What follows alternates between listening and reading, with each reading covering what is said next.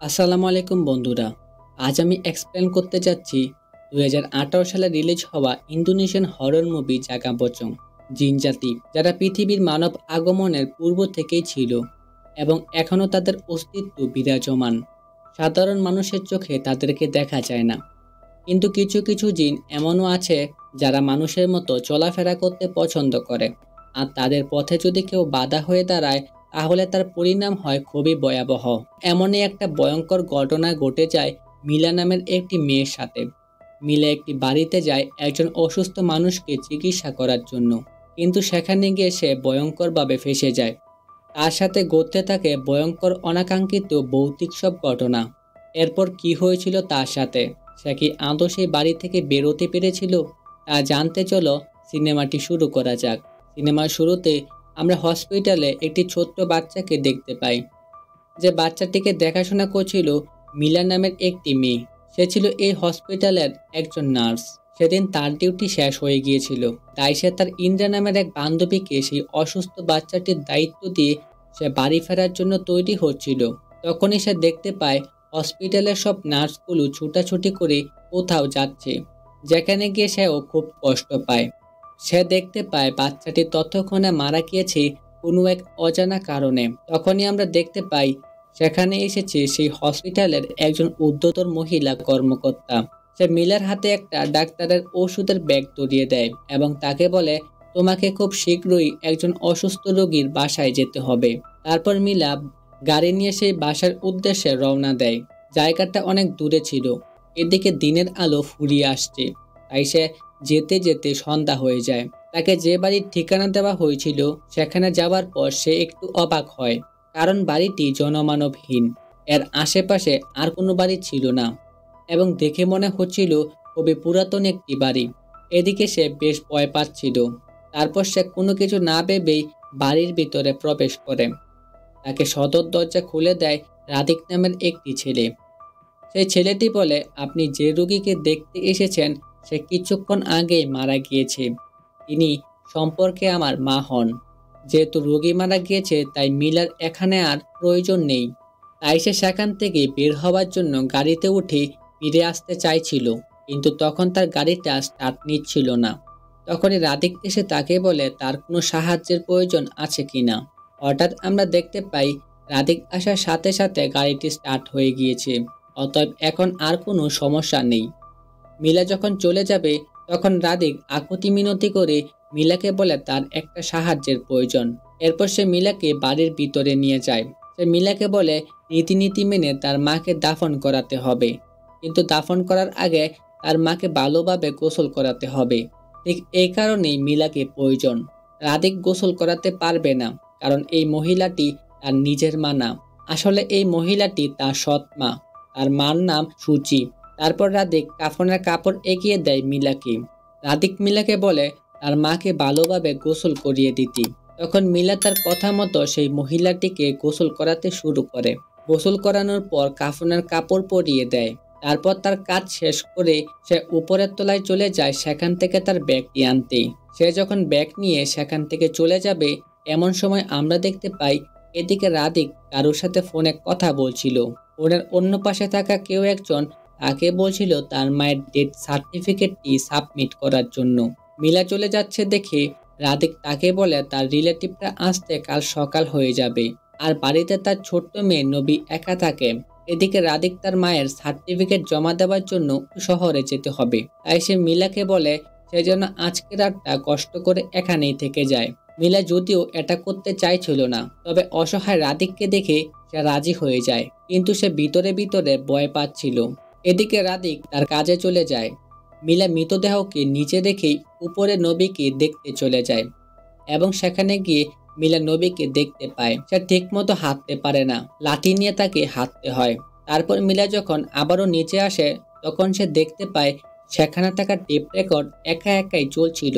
মিলা যখন সুচির মৃতদেহের পাশে যায় তখন সে উপরের তলা থেকে নবীর আওয়াজ শুনতে পায়। সে বিপদ মনে করে তাড়াতাড়ি সেদিকে ছোটে এবং উপরে গিয়ে দেখতে পায় নবী কিছু একটা দেখে অনেক ভয় পেয়ে খাটের নিচে চলে গিয়েছে।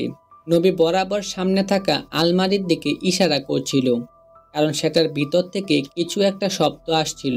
মিলা বয়ে বয়ে আলমারিটি খোলে, কিন্তু ভিতরে সবকিছুই স্বাভাবিক দেখতে পায়। প্রচন্ড বয়ের কারণে নবীর শ্বাসকষ্ট শুরু হয়, তাই মিলা তাকে ইনহেলার দিয়ে বিছানায় শুইয়ে দেয়।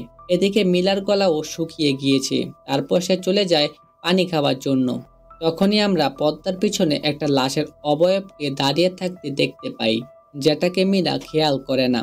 সে যখন সিঁড়ি দিয়ে উপরে উঠতে যাবে, তখনই সে তার সামনে দেখতে পায় পদ্মার উপরে কোনো একটা লাশের অবয়বকে। সে বয়ে বয়ে সেই পদ্মাটিকে সরালে সেখানে কোনো কিছুই দেখতে পায় না। সে ভেবেছিল এটা হয়তো তার মনের ভুল। সে সেখান থেকে আজব রকমের শব্দ পাচ্ছিল। তখনই আমরা দেখতে পাই তার পিছনে রয়েছে সেই লাশটি, যেটিকে মিলা তখনও লক্ষ্য করেনি। তবে হঠাৎ করেই তার সামনে দিয়ে কেউ একজন দৌড়ে চলে যায়, আর তখনই তার ঘুম ভেঙে যায়। কিন্তু তার পাশে তাকিয়ে দেখে সেখানে নবী নেই। মেয়েটিকে খুঁজতে খুঁজতে মিলা সিঁড়ির দিকে আসে। সেখানে এসে মিলা দেখতে পায় নবী এক দৌড়ে সিঁড়ি দিয়ে নিচে নেমে যাচ্ছে। কিন্তু এটা কিভাবে সম্ভব, কারণ নবী লাঠি ছাড়া চলতেই পারে না। মিলা এইসব দেখে অনেক অবাক হয়ে যায়। এরপর সে নিচে নেমে আসে, আর নবীকে খুঁজতে বাহিরে আসলে নবীর ব্যবহার করা লাঠিটি তার পায়ের নিচে দেখতে পায়। মিলা যখন উপরে তাকায় তখন সে অবাক হয়ে যায়, কারণ সে দেখে নবী বাড়ির ছাদের উপরে একাই দাঁড়িয়ে আছে। তাকে দেখে মনে হচ্ছিল এক্ষুনি সে লাফ দিবে, তাই মিলা দৌড়ে গিয়ে নবীকে সেখান থেকে নামিয়ে আনে। এরপর রাদিক মিলাকে কল করে বলে সে বাড়ির কাছাকাছি চলে এসেছে, মিলা চাইলে এখন চলে যেতে পারবে। তখন মিলা রাদিককে বলে নবীকে একা রেখে চলে আসাটা মোটেও ঠিক হবে না, কারণ সে কিছুক্ষণ আগেই বাড়ির ছাদের কিনারায় দাঁড়িয়েছিল। একটু হলেই সে ছাদ থেকে পড়ে যেত, তাই রাদিক একেবারে বাসায় ফিরলেই সে চলে যাবে। কিন্তু রাদিক মিলাকে বলে নবী একা একা বাসায় থাকার অভ্যাস রয়েছে, ওর কোনো সমস্যা হবে না। এটা শুনে মিলা কিছুটা অবাক হয়। এরপর মিলা যখন নবীর কাছে যায়, তখন সে দেখে নবীর শরীর একদম বরফের মতো ঠান্ডা হয়ে গিয়েছে। তাই সে নবীকে কফি বানিয়ে দেয়, যাতে শরীর কিছুটা গরম হয়। এরপর মিলা নবীকে জিজ্ঞেস করে এত উপরে তুমি কিভাবে উঠেছ, কিন্তু নবী তাকে কিছুই বলে না। আর তখনই আমরা শুনতে পাই কিছু অদ্ভুত আওয়াজ, যেটা আসছিল দরজার ওপার থেকে। মিলা যখন বয়ে বয়ে সেখানে গিয়ে দরজা খুলবে, তখনই নবী তার হাত ধরে ফেলে, তাকে দরজা খুলতে দিচ্ছিল না। এরপর আমরা দেখতে পাই নবীর শ্বাসকষ্ট শুরু হয়ে গিয়েছে। মিলা তখন দৌড়ে উপর থেকে ইনহেলার আনতে যায়। তখনই তার সামনে থাকা ছোট্ট একটা আয়নাতে সে দেখতে পায় তার পিছনে রয়েছে কাফনের কাপড়ে মোড়ানো একটা ভয়ঙ্কর লাশ। সে ভয়ে ভয়ে পিছনে তাকাতে আর কিছু দেখতে পায় না। সে যখন আবারও আয়নার দিকে তাকাবে, তখনই সেই লাশটি তার সামনে চলে আসে। এটা দেখে সে কোনো রকম দৌড়ে ঘর থেকে বের হতেই যাবে, তখনই দরজা বন্ধ হয়ে যায়। মিলা তখন অনেক ভয় পাচ্ছিল, কিন্তু কিছুক্ষণ পর দরজাটি একা একাই খুলে যায়। এরপর সে যখন নবীর ঘরের দিকে যাচ্ছিল, তখন সে লক্ষ্য করে সুচির লাশটা যেখানে রাখা হয়েছিল সেখান থেকে উধাও। এরপর নবীর কাছে গিয়ে নবীকে ইনহেলার দেয়। তারপর সে নবীকে নিয়ে বাহিরে চলে আসে এবং তারা গাড়িতে উঠে পড়ে। তারপর সে যখন গাড়িটি স্টার্ট দেবে, এমন সময় সে গাড়ির সামনে সেই লাশটিকে আবারও দেখতে পায়। আর পাশে তাকাতেই সে নবীকে সেখানে আর দেখতে পায় না, এবং বাহিরে তাকিয়ে সে নবীকে আশ্চর্যভাবে হাওয়ায় ভাসতে দেখতে পায়। নবীকে কোনো এক অশুভ শক্তি ঘরের দিকে টেনে নিয়ে যাচ্ছিল। মিলা নবীর বিপদ বুঝতে পেরে আবারও ভয়ে ভয়ে সেই বাড়ির ভিতরে প্রবেশ করে। সে ঘরে ঢুকে একটি চেয়ার দেখতে পায়, যেটি কিনা একা একাই নড়ছিল। কিন্তু তখনই লাশটি তার সামনে এসে পড়ে। এতে মিলা প্রচন্ড ভয়ে দৌড়ে নবীর রুমে চলে যায়। আর সেখানে যেতেই সে লক্ষ্য করে নবী ঘরের এক অন্ধকার কোণে বসে রয়েছে। আর সে মিলাকে বলতে থাকে আমার জীবন্ত মানুষ চাই। এটা বলেই নবী দেওয়াল বেয়ে উপরের দিকে উঠতে থাকে। ঠিক তখনই নবী উড়ে এসে মিলার উপরে অ্যাটাক করে। মিলা কোনো রকমে নিজেকে বাঁচিয়ে নেয়, কিন্তু সেই শয়তানটি তার শক্তি বলে মিলাকে আবারও আটকাতে চাইছিল। কিন্তু মিলা কোনো মতে সেই রুম থেকে বেরিয়ে যায় আর দরজাটি বন্ধ করে ফেলে। এতে আমরা বুঝতে পারি নবী আসলে কোনো মানুষ না, কিন্তু মিলা সেটা তখনও বুঝতে পারে না। মিলা আবারও সেই দরজাটি খোলে, কিন্তু রুমের ভিতরে সে নবীকে দেখতে পাচ্ছিল না।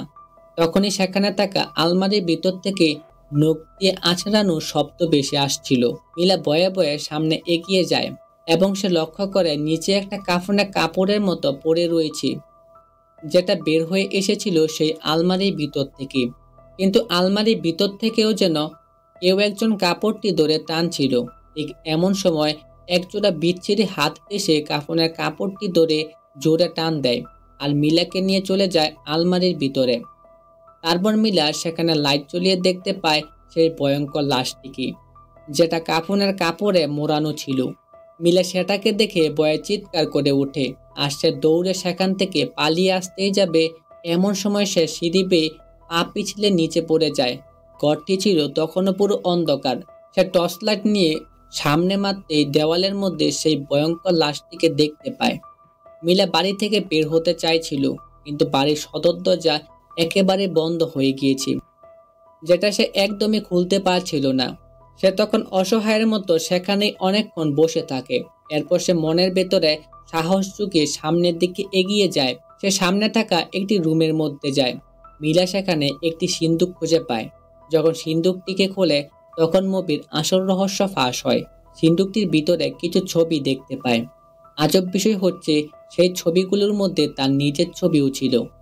এটা দেখে মিলা অনেক বেশি অবাক হয়ে যায়। সে আরো অনেক বেশি ভয় পেয়ে যায় যখন সে দেখতে পায় সেখানে রয়েছে রাধিকের ছবি, যে কিনা ছবিতে মৃত ছিল। এটা দেখে সে প্রচন্ড ভয় পেয়ে যায়। মিলার আর বুঝতে বাকি থাকে না এই বাড়িতে যারা রয়েছে তারা সবাই মৃত। তখনই সেখানে রাধিক আর নবী চলে আসে। এখানে আমাদেরকে অতীতের কিছু দৃশ্য দেখানো হয়। আমরা দেখতে পাই সূচি একটা হারিকেন নিয়ে উপরের দিকে যেতে থাকে। সেখানে বিছানায় শুয়েছিল সূচির হাজব্যান্ড। সূচির হাতে মাত্র 3 দিন সময় রয়েছে তার স্বামীর আত্মা অন্য কারোর শরীরে প্রবেশ করানোর জন্য, নয়তো তার হাজব্যান্ড মারা যাবে। তখনই সিন পরিবর্তন হয়ে বর্তমানে চলে আসে। এখানে রাধিকের ঘটনাটি আরও একটি টুইস্ট রিভিল হয়। অর্থাৎ সূচি নামে যে মহিলাটি ছিল সেটা রাধিকের মা নয়, সেটা হলো রাধিকের স্ত্রী। আর এখন যেহেতু সূচির নতুন শরীরের প্রয়োজন, তাই তার হাজব্যান্ড হিসেবে রাধিক তার স্ত্রীর জন্য নতুন বডি অর্থাৎ মিলাকে বাছাই করে। যেটা শুনে মিলা অনেক বেশি ভয় পেয়ে যায়। আর বুঝতে বাকি থাকে না এখানে যারা আছে তারা কেউই মানুষ নয়, সবাই জিন। কিন্তু এটা বুঝতে তার অনেক দেরি হয়ে গিয়েছিল। সে কোনো রকমে সেখান থেকে পালানোর চেষ্টা করে, কিন্তু সব রাস্তা বন্ধ ছিল। এরপর সে বাড়ি থেকে বের হওয়ার জন্য উপরের জানালা দিয়ে লাফ দেয়। মিলা আহত অবস্থায় উঠে বাড়ির গেটের বাহিরে বের হতেই যাবে, তখনই পিছন থেকে রাধিক এসে মিলার মাথায় আঘাত করে। ফলে মিলা জ্ঞান হারিয়ে ফেলে। কিছুক্ষণ পর আমরা দেখতে পাই রাধিক মিলা আর সূচির দেহ পাশাপাশি রেখে কোনো একটা রিচুয়াল শুরু করেছে। আসলে এটা হলো এক দেহ থেকে অন্য দেহে আত্মা ট্রান্সফার করার রিচুয়াল। অর্থাৎ রিচুয়াল করে সূচির দেহের আত্মা মিলার দেহে এবং মিলার আত্মা বৃদ্ধ সূচির দেহে ট্রান্সফার করা হবে। এই কালো জাদু যখন সম্পূর্ণ হয়, মিলা তখন উঠে বসে এবং মিলার শরীরে এখন রয়েছে সূচির আত্মা। এবার বৃদ্ধ সূচির দেহের ভিতরে থাকা মিলার আত্মা সহ তাকে কবর দেওয়া হয়। কবর থেকে মিলা যখন চোখ খোলে তখন তার আর কোনো কিছু করার নেই। রাধিক তাকে জ্যান্তই কবর দিয়ে দেয়। আসলে তারা 3 জন, যারা কেউ মানুষ নয়, তাদের বেঁচে থাকার জন্য প্রয়োজন অন্য মানুষের শরীর।